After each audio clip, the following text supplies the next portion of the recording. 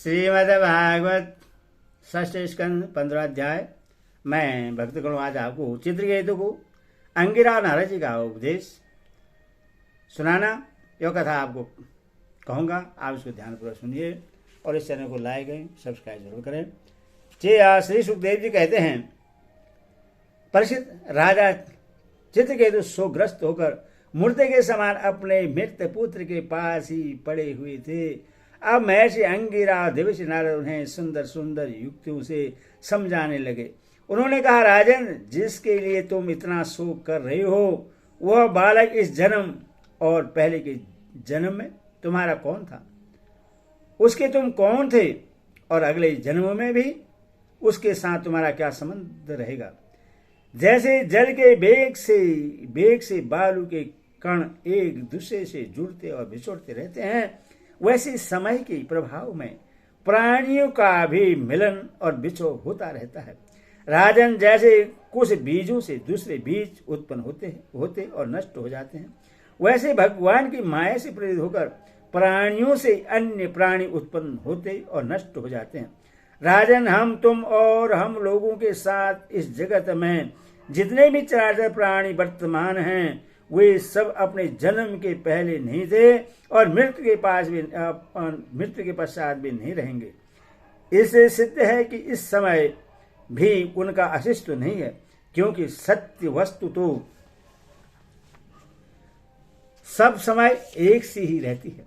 भगवान ही समस्त प्राणियों के अधिपति हैं। उनमें जन्म मृत्यु आदि विकार बिल्कुल नहीं है। उन्हें न किसी की इच्छा है और न अपेक्षा। वे अपने आप परतंत्र प्राणियों की सृष्टि कर लेते हैं। उनके द्वारा अन्य प्राणियों की रचना, पालन और सहार करते हैं। ठीक वैसे जैसे बच्चे घरौंदे खेल खिलौने बना कर बिगाड़ते रहते हैं, पर जैसे एक बीज से दूसरा बीज उत्पन्न होता है, वैसे ही पिता की देह द्वारा माता की देह से पुत्र की देह उत्पन्न होती है। पिता, माता और पुत्र जीव के रूप में देह हैं और ब्रह्मा दृष्टि से केवल शरीर।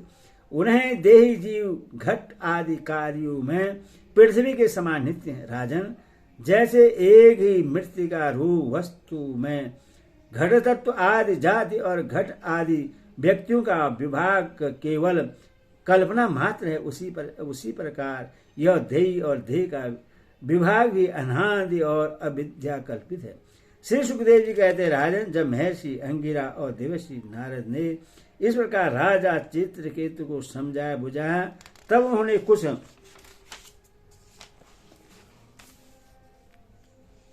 धीरज धारण करके शोक से मुरझाए हुए मुख को हाथ से पोंछा और उनसे कहा, राजा चित्रकेतु बोले, आप दोनों परम ज्ञानवान और महान से भी महान जान पड़ते हैं तथा अपने को अवधूत वेश में छिपाकर यहाँ आए हैं। कृपा करके बतलाइए, आप लोग हैं कौन? मैं जानता हूं कि बहुत से भगवान के प्यारे ब्रह्मवेता मेरे जैसे विषयासक्त प्राणियों को उपदेश करने के लिए उन्मत्त सा वेश बनाकर पृथ्वी पर स्वतंत्र विचरण करते हैं। सनत कुमार नारद, ऋषि अंगिरा, देवल, असित, अपांत रतम, व्यास, मार्केट, गौतम, वशिष्ठ, भगवान परशुराम, कपिल देव, सुखदेव, दुर्वासा, याज्ञवल्क्य, अब जातु, कर्ण, अहरुणि, रोमस, च्यवन, दैत्यान्द्र, आसुरी, पंजलि, वेदशिरा, बोधमुनि, पंचशिरा, हिरण्यनाभ, कौशल्य, श्रुतदेव और ऋद्धिध्वज, ये सब तथा दूसरे सिद्धेश्वर ऋषि मुनि ज्ञान दान करने के लिए पृथ्वी पर विचरते रहते हैं। स्वामियों, मैं विषय भोगों में फंसा हुआ मंद बुद्धि ग्रामी पशु हूँ और अज्ञान के घोर अंधकार में डूब रहा हूँ।